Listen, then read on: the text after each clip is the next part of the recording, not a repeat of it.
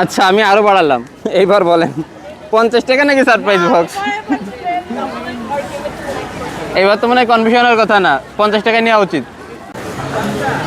Hello ভাইয়া, আপু, hello ভাইয়া, আপনাদের একটা সারপ্রাইজ বক্স ছিল, ছোট্ট একটা কোশ্চেন আনসার করে সারপ্রাইজ বক্সটা জিতে নিতে পারেন।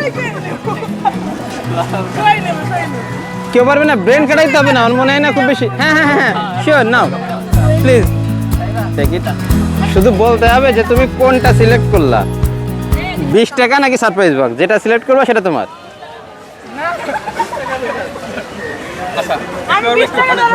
হ্যাঁ ধরে দেখতে পারবেন, মানে ভেতরে যা তো আপনি যখন সিলেক্ট করবেন তারপরে না দেখতে পারবেন।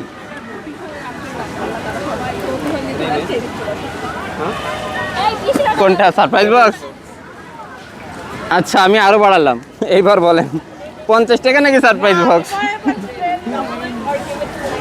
এবার তো মনে হয় কনফিউশনের কথা না, 50 টাকা নেওয়া উচিত।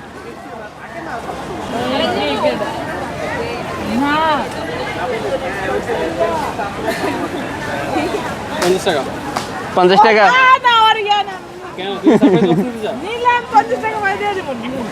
ও মানে ঈদের আনন্দটা মানে আরো বেড়ে যাবে সারপ্রাইজ বক্সটা খুলে দেখলে। যদি ফাঁকা থাকে তাহলে কিন্তু একদম মিসিং থাকতে পারে। শেক করে তো ইট পাটকেল থাকতে পারে না ম্যাম?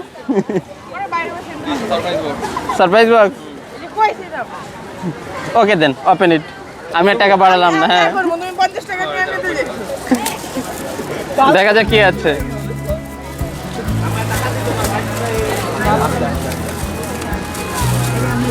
আনন্দ যেন মাটি না হয়ে যায়, ফাঁকা না থাকে, কিছু থাকলে তো থাকবে। দেখাবেন? ও মাই গড, হেড ম্যাসাজ মনে হয় ছেলেদের কাজে লাগবে। ওর কাজে লাগবে। ওকে ঠিক আছে ম্যাম, ভাইয়া।